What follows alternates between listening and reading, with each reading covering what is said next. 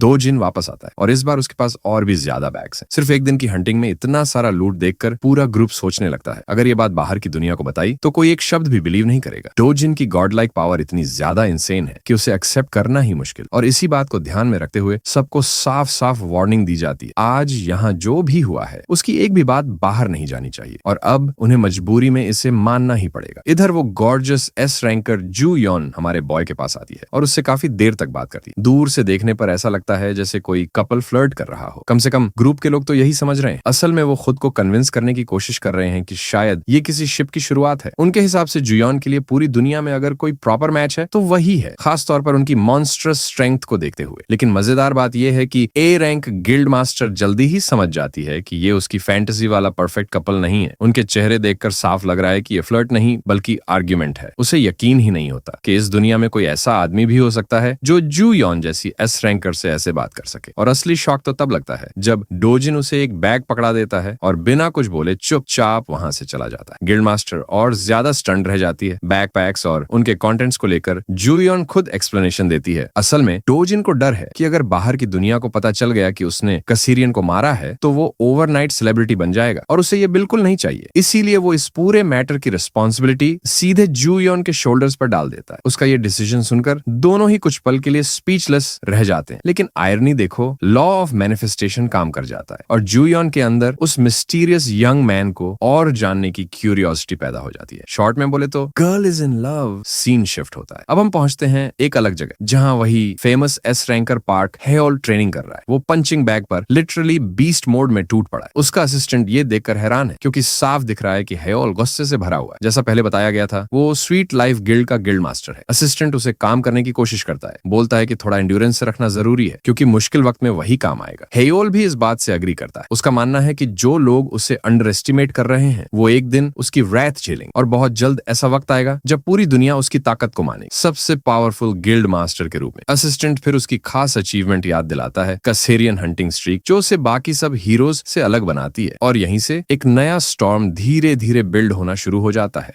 वो यहाँ तक बोल देता है कि उसका नाम हिस्ट्री बुक्स में दर्ज होगा उस हीरो के तौर पर जिसने कसेरियन को सबसे छोटी स्क्वाड के साथ हराया। मजेदार बात यह है कि ये टाइटल अब डोजिन से कोई छीन ही नहीं सकता। गिल्ड मास्टर पूरे जोश में ये बात अपने असिस्टेंट को सुनाता चला जाता है, अपनी अचीवमेंट्स गिनाते हुए। हालांकि सच्चाई ये भी है कि उनकी गिल्ड को 3 साल पहले के मुकाबले भारी लॉसेस झेलने पड़े। फिर भी एक ही बात है जो उसके चेहरे पर स्माइल ले आती है कि कसेरियन को सबसे बेहतर तरीके से हराने वाला इंसान आज भी वही है। और इस बात पर उसका वन नाइट सर्वेंट भी पूरा अग्री करता है। हाई रैंकिंग हीरोज की बात करते करते सीन शिफ्ट होता है सीधा कैंग यंग पियो के ऑफिस। यंग पायो इस वक्त एक रिपोर्ट पढ़ रहा है जिसमें लिखा है कि डोजिन ने कैसे एक ही शाम में चेओल्वू के साथ पूरा खेओस मचा दिया और उसके कजिन को लिटरली अनाहिलेट कर दिया। प्लान तो ये था कि चेओल्वू उसे गेट के अंदर लॉक करके हमेशा के लिए खत्म कर देगा, लेकिन प्लॉट ट्विस्ट ऐसा आया कि डोजिन का अवेकनिंग ही हो गया। और फिर एक और बड़ा रिवील, जो क्लाइंट डोजिन को मरवाना चाहती थी वो कोई और नहीं बल्कि एग्जीक्यूटिव डायरेक्टर होंग हीजू है, वही औरत जो कोरिया के सबसे वेल्थी लोगों में टॉप पर बैठी है। यंग पियो को ये बात अजीब लगती है, इतनी पावरफुल औरत किसी रैंडम लड़के को टारगेट क्यों करेगी। लेकिन जैसे ही उसे पता चलता है कि डोजिन असल में उसका स्टेपसन है जिसे 7 साल की उम्र में फैमिली में लिया गया था, सब क्लियर हो जाता है। और जैसे ही हीजू का खुद का बायोलॉजिकल बच्चा पैदा हुआ, डोजिन को फैमिली से बाहर फेंक दिया गया। ये सुनकर यंग पियो अम्यूज्ड हो जाता है। वो ताना मारते हुए बोलता है, पैसा भी तुम्हें फैमिली से किक आउट होने से नहीं बचा सकता। हिट के पेमेंट की बात आती है तो पता चलता है कि उन्हें सिर्फ 3 अरब वॉन मिलने वाले हैं। यंग पियो जैसे आदमी के लिए ये अमाउंट लिटरली पीनट्स है। और उधर चेओल्वू की हालत, वो अपनी ही जिंदगी के एज पर लटका हुआ है। डोजिन से लड़ाई के बाद उसके पूरे शरीर पर बर्न्स और ब्रूजेस हैं, उसकी आईसाइट पूरी तरह जा चुकी है और वो अब लाइफ लॉन्ग क्रिपल बन चुका है। ये सब देखकर यंग पियो तक को मानना पड़ता है, डोजिन के मेथड्स जेन्युइनली रूथलेस हैं। लेकिन आयरनी देखो, यंग पियो हंसते हुए बोलता है कि अगर वो होता तो सिर्फ स्कल स्मैश नहीं करता, लिम्स भी काट देता। पहली नजर में लगता था कि ये अपने कजन से ज्यादा सेन होगा, लेकिन अब साफ हो जाता है ये उससे भी ज्यादा डेंजरस है। लड़ाई की डिटेल्स डिस्कस करते करते एक और नाम सामने आता है, जू यॉन। खबर ये है कि वो भी वहां मौजूद थी और अलेजिडली उसने किसी न किसी तरह डोजिन की मदद भी की थी। ये सुनकर यंग पायो जेन्युइनली शॉक्ड हो जाता है और तुरंत सिचुएशन के बारे में और जानकारी निकालने की कोशिश करता है। लेकिन प्रॉब्लम ये है कि उसका असिस्टेंट भी कुछ ठोस नहीं जानता। जूयॉन और डोजिन की मीटिंग को क्वाइटली सप्रेस कर दिया गया था, जिसकी वजह से डिटेल्स पूरी तरह गायब। ये सुनते ही यंग पियो पूरी तरह पिस्ड द फज ऑफ हो जाता है। वो अपने सर्वेंट को कॉलर से पकड़कर दहाड़ता है, जो भी करना पड़े कर, उन दोनों के रिलेशनशिप का स्टेटस निकाल कर ला। मुझे यकीन है कि उन दोनों के बीच कोई डील हुई है। असिस्टेंट उसके गुस्से से पूरी तरह टूट जाता है और बिना एक पल गंवाए इन्वेस्टिगेशन के लिए भाग जाता है। पीछे यंग पियो अकेला रह जाता है, पूरे कमरे में चीजें पटकता हुआ, टेम्पर टेंट्रम फेंकता हुआ। उसे पता है कि हीजू के लोग जल्द ही उसके पास आएंगे उस जॉब को पूरा करवाने के लिए जो उसका कजिन चेओलवू फेल कर गया। और ऑनेस्टली यंग पायो को इससे कोई प्रॉब्लम नहीं है। आखिरकार हीजू एक ऐसी औरत है जिसके पास एंड्रू टेट लेवल का पैसा है। इतनी वेल्थ के सामने ये ग्रीडी स्कमबैग मना कैसे कर सकता है। अब सीन शिफ्ट होता है सीधे हमारे बॉय डॉडजिन पर, जो रैड के बाद घर लौट रहा है। आज के एक्सपीरियंस के बाद वो जनरली खुश है कि उसने गेट की जगह रिफ्ट में हंटिंग की, लेकिन इससे कॉम्प्लिकेशंस भी बढ़ जाती है, क्योंकि लो प्रोफाइल रहने के लिए शायद उसे जूयून के साथ लॉन्ग टर्म कनेक्शन बनाए रखना पड़े। उसे उनकी कॉन्वर्सेशन याद आती है जहां जूयोन ने साफ साफ कहा था कि लोग उसके आसपास सस्पिशियस हो जाएंगे और कसेरियन को मारने वाले इंसान की आइडेंटिटी पूछेंगे। अगर वो आइडेंटिटी रिवील हुई तो समझो ट्रबल का फ्लड गेट खुल जाएगा। इसलिए फिलहाल जूयोन का प्लान सिंपल है, सारे वैल्यूएबल्स को स्टोर करके रखना, और अगर कभी डोजिन फेमस होना चाहे तो वो खुशी खुशी सब कुछ दुनिया के सामने ला देगी। इसके जवाब में हमारे ब्रो ने पूरा बैग ही उसके हाथ में थमा दिया, लेकिन इसका मतलब ये भी है कि अब उसे रिफ्ट जोन्स में घुसने का कोई दूसरा तरीका ढूंढना पड़ेगा, क्योंकि जूयोन पर डिपेंड करना उसी के लिए ट्रबल क्रिएट करता है। फिर भी आज की रात अच्छी होने वाली है, क्योंकि चंग स्योब ने उसके लिए एक लग्जूरियस हाउस अरेंज किया है। लेकिन जैसे ही डोजिन घर के अंदर कदम रखता है वो चौंक जाता है। बाहर ढेर सारे जूते पड़े हुए हैं, मतलब साफ है। कुछ अनएक्सपेक्टेड गेस्ट्स आ चुके हैं। अंदर घुसते ही वो देखता है कई सूटेड मैन बैठे हुए हैं और उनका बॉस उसके अपने लोगों से बात कर रहा है। वो आदमी दिखने में जुजुत्सु काइजन के ननामी का एक ज्यादा डिप्रेस्ड वर्जन लगता है और उसकी नजर सीधे डोजिन पर गड़ी हुई है, बिल्कुल ईगल की तरह। इसी बीच यून यंग खुशी से भागती हुई अपने भाई को ग्रीट करने आती है और डोजिन वो पूरी सिचुएशन देखकर पूरी तरह बैफल्ड है। तभी वो आदमी आगे बढ़ता है और अपनी आइडेंटिटी साफ करता है, प्रोसिक्यूटर पार्क चेओयोंग। वो खुलकर डोजिन और चंग स्योब के बीच के कनेक्शन की ओर इशारा करता है और यहीं से एक बिल्कुल नया आर्क शुरू होने वाला है। चंग स्योब के साथ उसके कनेक्शन की वजह से डो जून को तुरंत इमरजेंसी अरेस्ट में डाल दिया जाता है। उस पर आरोप लगाया जाता है कि वो HCS कैपिटल के करप्ट CEO द्वारा चलाए जा रहे मनी लेंडिंग ऑर्गेनाइजेशन का हिस्सा है। सिचुएशन को बिगड़ने से बचाने के लिए SCO डो जून बिना किसी रेजिस्टेंस के इस अलेज्ड अरेस्ट को एक्सेप्ट कर लेता है, जो सीधे तौर पर हुआंग चंग स्योब के लोन शार्क ऑपरेशन से जुड़ा हुआ था। उसे तुरंत हैंडकफ्स पहनाए जाते हैं और एक बिल्कुल बेयर इंटरोगेशन रूम में बंद कर दिया जाता है। कमरे के अंदर बैठा डो जून बाहर से आती एक घमंडी वॉइस सुनता है। वही प्रोसिक्यूटर फोन पर किसी को अश्योर कर रहा था कि हुआंग चंग स्योब और CO डो जून दोनों गुड लिटिल बॉयज की तरह कोऑपरेट कर रहे हैं। कॉल काटने से पहले वो सामने वाले का धन्यवाद करता है। उसकी बेटी की फॉरेन स्टडीज अरेंजमेंट संभालने के लिए जाते जाते वो जानबूझकर डायरेक्टर हुआंग का नाम लेता है, ठीक डो जून की सुपर ह्यूमन हियरिंग की रेंज। इसके बाद प्रोसिक्यूटर चुपचाप बैठे डिटेनी के पास आता है और लेक्चर देना शुरू करता है। वो बताता है कि वो लॉ का आदमी क्यों बना, क्योंकि बचपन से ही उसका सपना था सोसाइटी के ट्रैश को लॉ अबाइडिंग सिटीजन से अलग करना। वो एक मोटा सा फाइल पैकेट जोर से टेबल पर पटकता है और दिखावा करता है कि उसके पास SCO डो जून के खिलाफ कितना डर्ट है। उसके मुताबिक प्रिलिमिनरी इन्वेस्टिगेशन में लगे चार्जेस ही डो जून को कम से कम 10 साल तक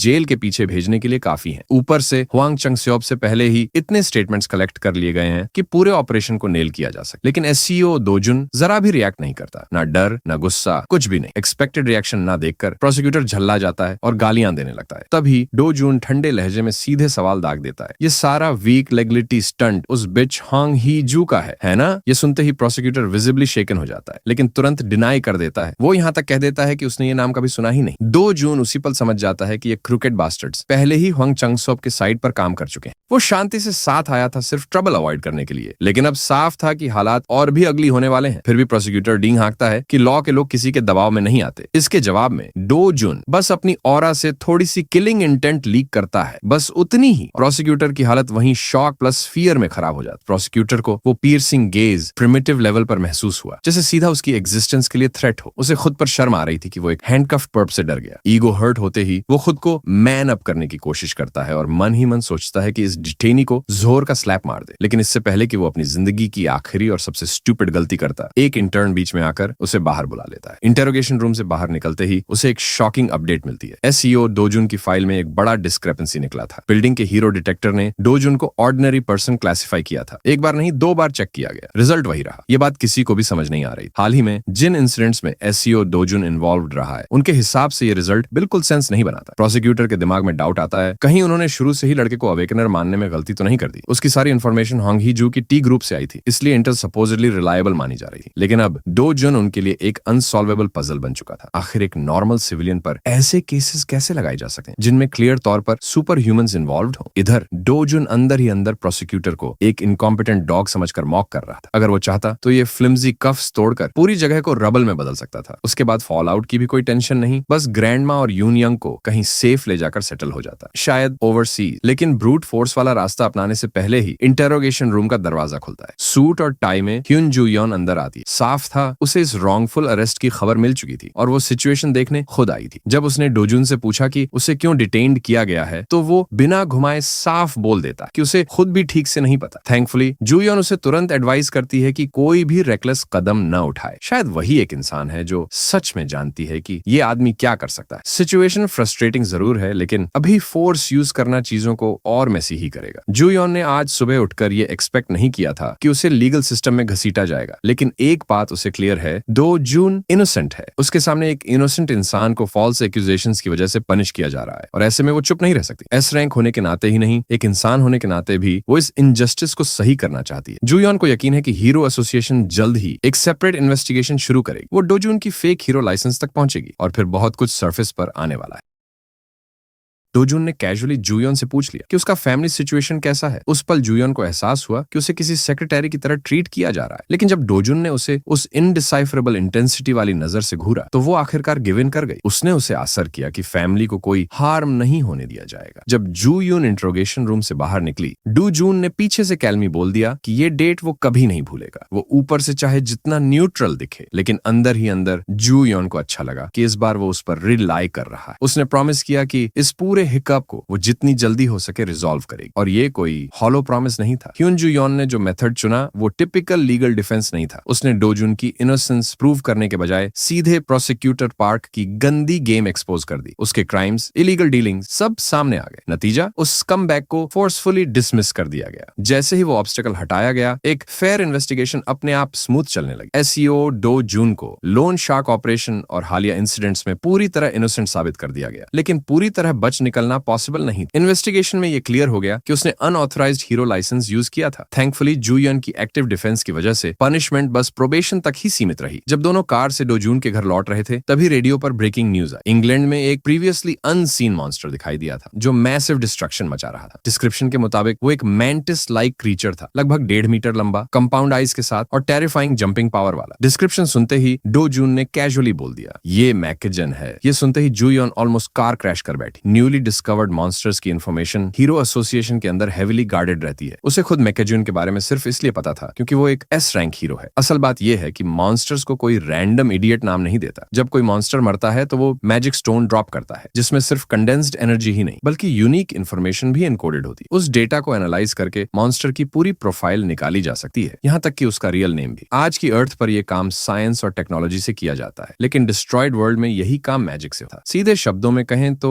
डोजुन मॉन्स्टर्स को दोनों वर्ल्ड्स के लेवल पर जानता है, उनके नाम, हैबिट्स, वीकनेसेस, सब कुछ। इसीलिए उसने कैजुअली ये भी ऐड कर दिया कि मैकेजन्स को हैंडल करना एक्चुअली आसान है, बस रेड फ्लावर एंड के फ्लूइड का इस्तेमाल करना होता है। वो फ्लूइड इंसानों के लिए बिल्कुल हार्मलेस है, लेकिन मैकेजन्स के लिए एक एक्सट्रीमली पोटेंट पैरालिटिक टॉक्सिन की तरह काम करता है। बस उन बग्स पे स्प्रे कर दो और उनका पूरा रैम्पेज इंस्टेंटली स्टॉप हो जाएगा। ये सुनते ही ह्यून जू यॉन का एक्सप्रेशन सीरियस हो गया। उसका हर वर्ड, हर मूव सीओ डोजुन को और ज्यादा मिस्टीरियस बनाता जा रहा। जूयन ने जितनी बार भी उसकी रियल आइडेंटिटी के बारे में प्रोब करने की कोशिश की, डोजुन ने हर बार साफ अवॉइड की। असल में उसका दिमाग कहीं और ही चल रहा था। वो फ्यूचर में आने वाले हर पॉसिबल हेडेक को परमानेंटली खत्म करने का प्लान बना रहा था। उसके हिसाब से सबसे सिंपल और लॉजिकल सोल्यूशन बस एक ही था, होंग ही जू को मार देना। इधर उसी डेविल का नाम लो और वो सामने। डायरेक्टर होंग पूरी तरह पैनिक मोड में, बेचैनी में अपने नेल्स चबाते हुए, एंजाइटी से भरी हुई। वो अपने हस्बैंड के बास्टर्ड सन से निपटने के नए नए प्लान सोच रही, लेकिन अब प्रॉब्लम और भी बड़ी हो चुकी थी। ह्यून जू यॉन जैसे एस रैंक हीरो का डो जून के साथ जुड़ना उसे अंदर से शेक कर रहा था। असिस्टेंट भी कोई खास हेल्प नहीं कर पा रहा था। इतने रिसोर्सेज बर्न करने के बाद भी वो ये पता नहीं लगा पाए कि आखिर एस रैंक हीरो का डू जून से रिश्ता क्या है। अगर गलती से किसी ऐसे मॉन्स्टर को ऑफेंड कर दिया तो कंपनी का सारा पैसा भी उन्हें नहीं बचा पाएगा। सबसे अलार्मिंग बात यह थी कि प्रोसिक्यूशन की रिपोर्ट के मुताबिक सीओ डू जून आधिकारिक तौर पर एक नॉर्मल सिटीजन के तौर पर रजिस्टर हुआ था, न कि हीरो के रूप में। टेस्टिंग मशीन्स में भी वही रिजल्ट आया, लेकिन जो कुछ भी वो लड़का कर चुका था उससे साफ था कि उसने कोई डेंजरस अवेकनिंग अचीव किया है। शायद उसके पास हीरो डिटेक्टर को डिसीव करने की एबिलिटी है या फिर कुछ उससे भी ज्यादा स्केरी। इस पूरी क्रूसेड में होंग हीजू करोड़ों झोंक चुकी थी और बदले में उससे सिर्फ थियोरीज और असम्पशंस मिल रहे। पूरी तरह लिविड होकर आखिरकार उसने आखिरी दांव खेला। उसने कांटेक्ट किया उस एस रैंक रास्कल से, कैंग यंग पियो से। इस बार ऑफर थी 20 अरब नहीं, पूरे 30 अरब वॉन, बस डू जून प्रॉब्लम को हमेशा के लिए खत्म करने। कॉल मिलते ही वो ग्रीडी बास्टर्ड हंस पड़ा। उसने कामली डिमांड कर दी डबल पेमेंट, यानी पूरे 60 अरब वॉन। यहाँ तक कि उसके अंडरलिंग्स को भी ये डिमांड थोड़ी ज्यादा अनरीजनेबल लगी। लेकिन कैंग यंग पियो सिर्फ लो लाइफ रास्कल नहीं था, वो एक श्रीव्ड बास्टर्ड भी था। उसे साफ दिख रहा था कि होंग हीजू के पास अब कोई ऑप्शन नहीं बचा। वैसे भी उसकी कंपनी इतना रेवेन्यू जनरेट करती है कि 60 अरब वॉन गायब हो जाएं तो बैलेंस शीट तक नहीं हिलेगी। और अब इक्वेशन में ह्युनजू यॉन भी शामिल थी। एक और एस रैंक से टकराने का रिस्क लेने के बदले पेमेंट डबल करना इस बार सरप्राइजिंगली काफी रीजनेबल लग रहा था। अंडरलिंग ने मान लिया कि ह्युनजू यॉन सच में एक डेंजरस ओपोनेंट है, लेकिन जैसे ही उसने किसी और एस रैंकर की तारीफ की, कैंग यंग पियो का फ्रेजाइल ईगो तुरंत हर्ट हो गया। गुस्से में आकर उसने अपने ही आदमी को गालियां देना शुरू कर दिया, सिर्फ इसलिए कि उसने जू यॉन के खिलाफ उसकी फाइटिंग प्रावेस पर डाउट किया। यंग पियो पूरे कॉन्फिडेंस के साथ बोला कि वो उस बिच को मुश्किल से 20 मिनट में खत्म कर सकता है। ऑब्वियसली अंडरलिंग ने अपनी जान बचाने के लिए तुरंत बॉस को काम किया और उसकी ईगो को सहलाना शुरू कर दिया। तभी यंग पायो के चेहरे पर एक डिस्टर्बिंग स्माइल आ गई और उसने टॉपिक बदल दिया। अब बात चल रही थी हीरो एसोसिएशन के साथ उसके अपकमिंग ट्रांजैक्शन की। यंग पियो को साउथ कोरिया के रिप्रेजेंटेटिव्स में से एक बनाकर यूनाइटेड किंगडम भेजा जा रहा था ताकि वहां पहले बग प्रॉब्लम को हैंडल किया जा सके। लेकिन यहाँ भी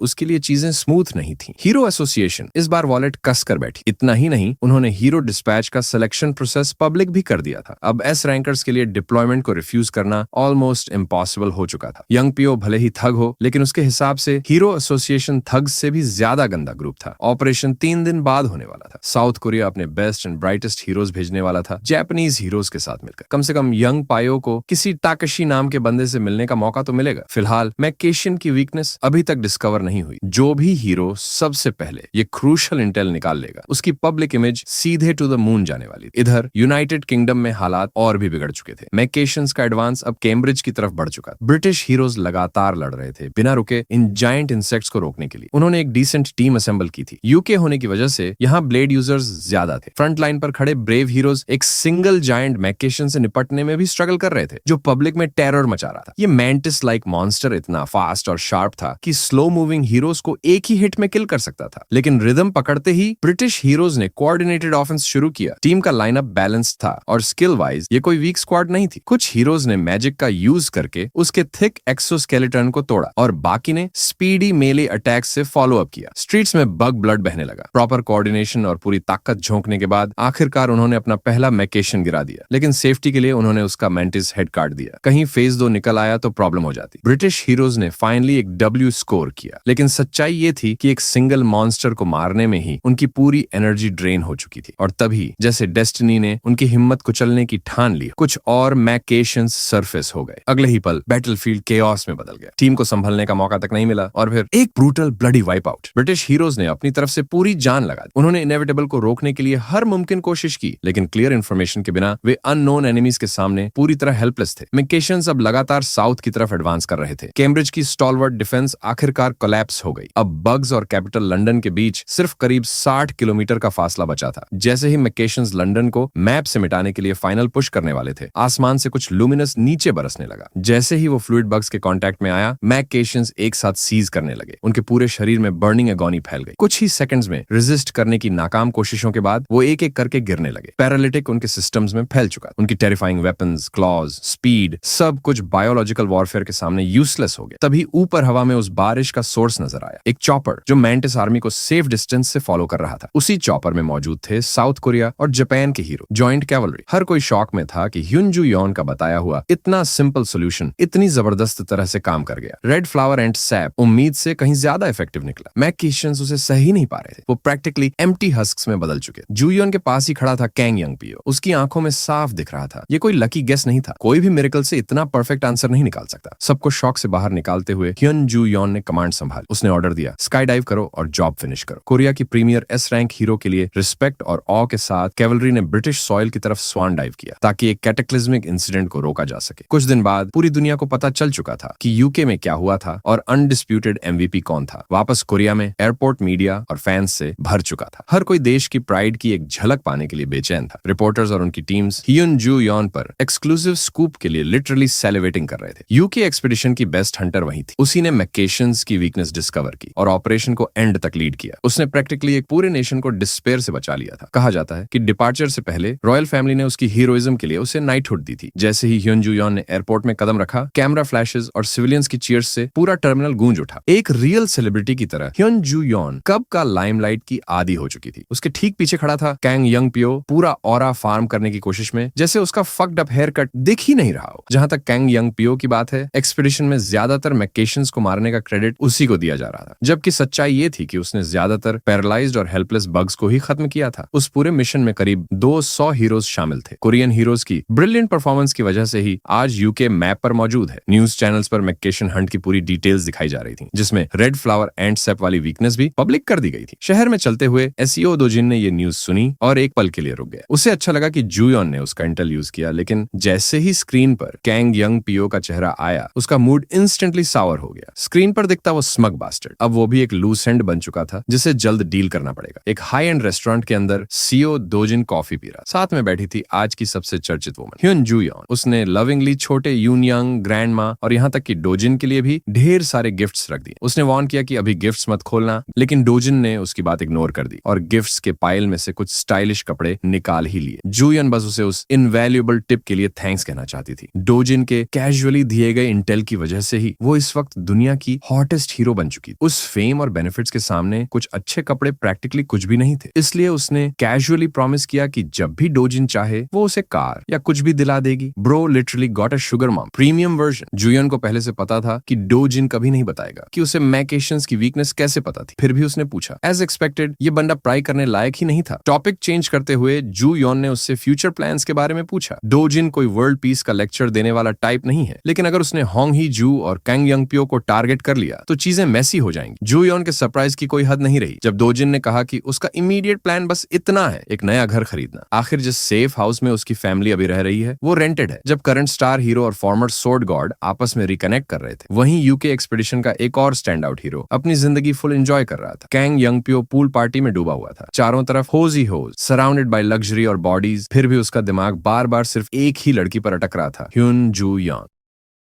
कैंग यंग पियो जानता था कि वो लड़की पहले इतनी फॉर्मिडेबल नहीं थी। कहीं ना कहीं वो बदल चुकी है। उसे ये भी समझ आ रहा था कि जू यॉन जानबूझकर इस बात को छुपा रही है कि उसे उन बग्स की वीकनेस कैसे पता चले। कोरिया लौटते वक्त फ्लाइट में यंग पियो ने उसे पोक करने की कोशिश की और एसईओ दो जिन के बारे में कुछ इन्फॉर्मेशन निकालने लगा। उसने जानबूझकर वो इंसिडेंट छेड़ा जब दो जिन करप्ट प्रोसिक्यूटर के चक्कर में फंसा था और जू यॉन आखिरी मोमेंट में आकर सिचुएशन संभाल लेती। इतना ही नहीं, कांग चियोल वू के फटे जाने के वक्त भी वही मौजूद थी। ये समझते हुए कि वो उसे प्रोवोक कर रहा है, जू यॉन ने कामली कहा कि उस स्कफल की शुरुआत चियोल वू जैसे डम्बाइस ने खुद की थी। उससे पहले उसने डोजिन को मर्डर करने की कोशिश की थी और बुरी तरह फेल हुआ। कैंग यंग पायो के चेहरे पर एक ट्विस्टेड डिमेंटेड स्माइल आ गई और उसने अग्री किया। उसने भी माना कि वो इडियट पेटी कैश के लालच में अंधा हो गया, लेकिन फिर भी चियोल वू उसका कजिन था और वो उस रिश्ते को एक्सक्यूज बनाकर कभी भी एसईओ दोजिन से रिवेंज ले सकता था। एक पल के लिए जू यॉन ऑलमोस्ट इमोशन दिखा बैठी, लेकिन सामने बैठा श्रूड बास्टर्ड उसे बारीकी से ऑब्जर्व कर रहा था। उसने तुरंत खुद को डिस्टेंस किया और साफ कहा कि अगर आगे कुछ होता है तो वो इंटरफियर करने की पोजीशन में नहीं होगी। यंग पियो कंफ्यूज्ड हो गया। उसे पूरा यकीन था कि जू यॉन और दोजिन के बीच कुछ ज्यादा ही क्लोजनेस है, लेकिन उसने बाकी फ्लाइट में उसे कंप्लीटली इग्नोर किया। जू यॉन ने बस अपना स्लीप मास्क लगाया और दोबारा नैप लेने लगी। फिर भी उस कॉन्वर्सेशन के बाद भी यंग पियो के मन से ये फीलिंग नहीं गई कि जू यॉन पूरी तरह ऑनेस्ट नहीं थी। उसका पैरानॉइड दिमाग अब भी एसईओ दोजिन को लेकर कॉशियस बना हुआ था। उधर इंग्लैंड में लॉन्ग सटन, जहां से मॉन्स्टर ब्रेकआउट शुरू हुआ था, वो इलाका अब भी तबाही के निशान लिए खड़ा था। ब्रिटिश हीरो एसोसिएशन ने अपने लिमिटेड हीरोज को रिफ्ट्स के अंदर डिप्लॉय किया ताकि सेकंड वेव आने से पहले कम से कम मैजिक स्टोन्स सिक्योर किए जा सकें। बाहर खड़े गार्ड्स आपस में डिस्कस कर रहे थे कि अगर उन्हें पहले से पता होता कि मैकेशंस को बस रेड फ्लावर एंट एसएपी से रोका जा सकता है तो वो आराम से डी रैंकर्स बनकर शाइन कर सकते थे। अगर वेव को अर्ली स्टेज में रोक लिया जाता तो अनगॉडली अमाउंट में मैजिक स्टोन्स फार्म किए जा सकते थे। असल बात यह है कि एक बार जब किसी रिफ्ट से मॉन्स्टर वेव निकल जाती है तो वो कभी गेट में कन्वर्ट नहीं हो सकता और सेकंड वेव में अक्सर कंप्लीटली डिफरेंट टाइप के मॉन्स्टर्स निकलते हैं। रिकॉर्ड्स में ऐसे कई केसेस हैं जहां सेकंड वेव ने पूरे देशों को इरेज कर दिया। अननोन फैक्टर ही सबसे खतरनाक होता है और तभी अचानक उस रिफ्ट ने थ्रॉप करना शुरू कर दिया। रेड टीम कुछ देर पहले ही अंदर मैजिक स्टोन्स हार्वेस्ट करने गई थी और अब कुछ बहुत गलत होने वाला था। अभी सिर्फ 5 घंटे ही हुए थे,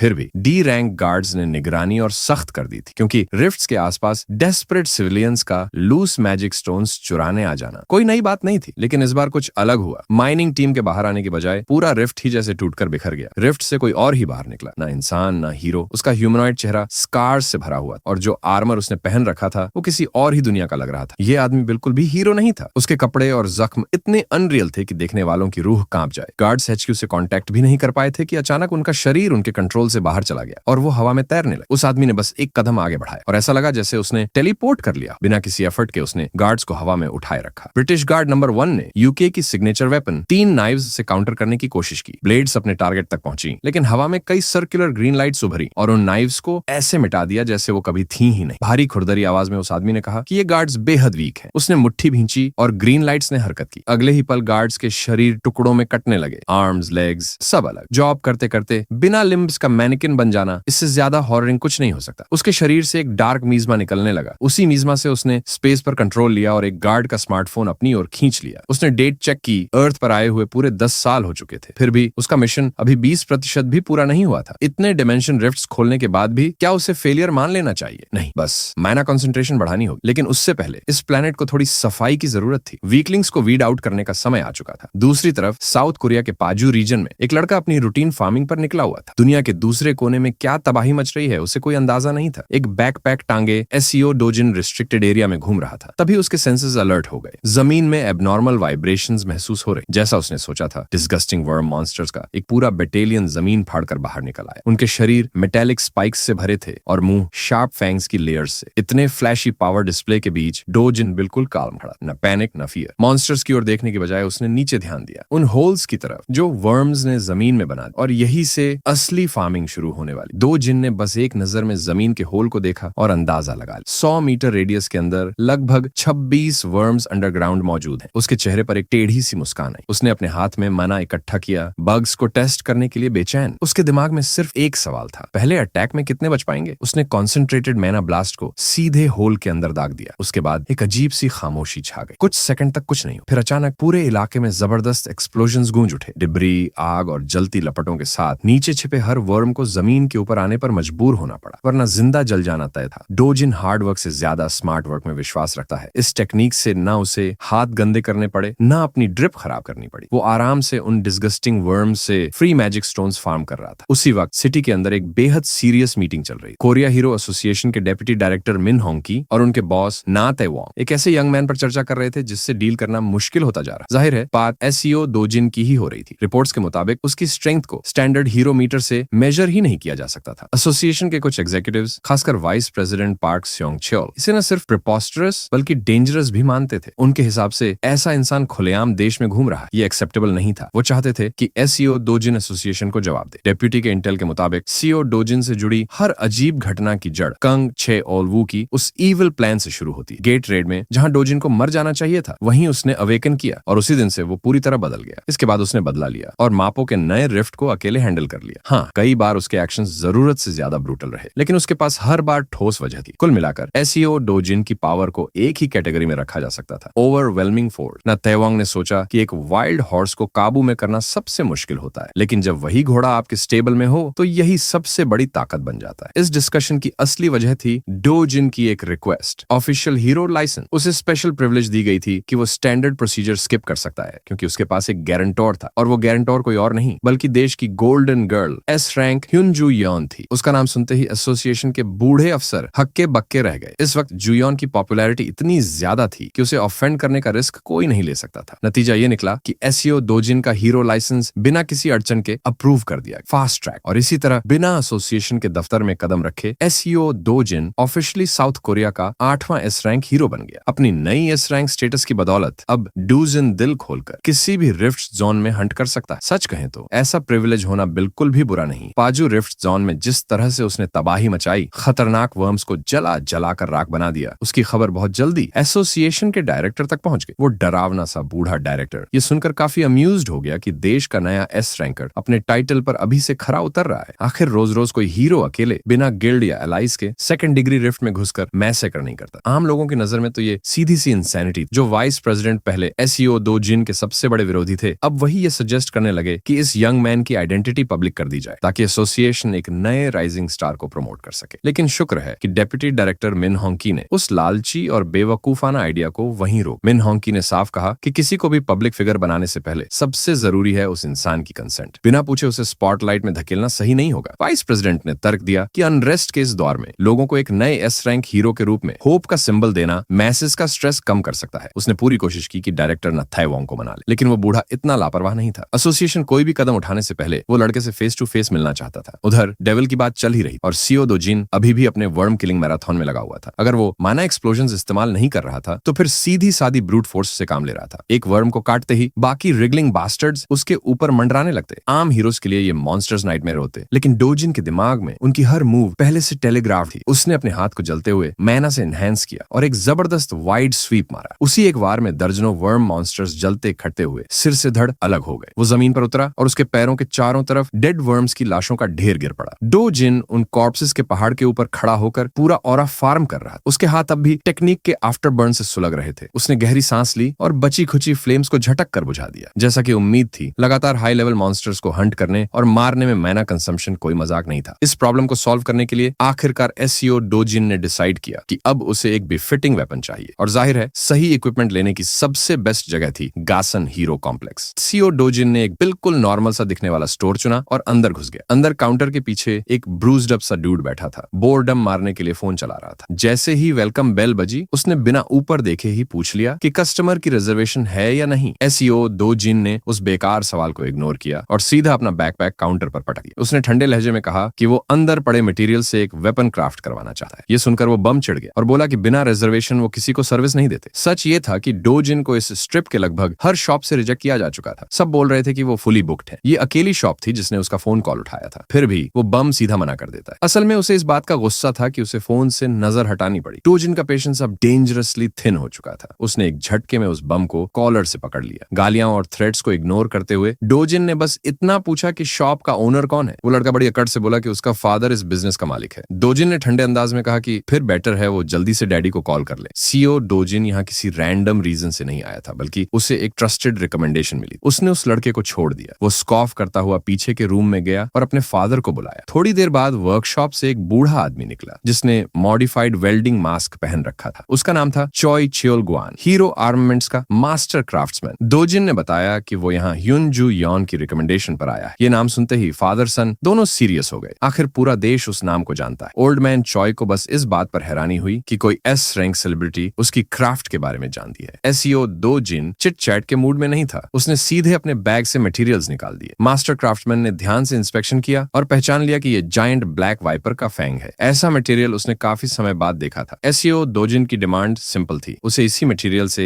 एक डिसेंट सोर्ड चाहिए, और वो भी जितनी लंबी हो सके उतनी। ओल्ड मैन चॉय ने इस रिक्वेस्ट का विरोध किया। उसने समझाया कि नॉन मेटल मटेरियल्स को ज्यादा स्ट्रेच करने से उनकी ड्यूरेबिलिटी कम हो जाती है। उसके हिसाब से इसी मटेरियल से 2 मीडियम साइज्ड सोर्ड्स बनाना ज्यादा इफेक्टिव रहेगा। ये वीक एस कॉम्प्रोमाइज सुनते ही डो जिन ने उसकी तरफ देखा और अगला सवाल दाग दिया,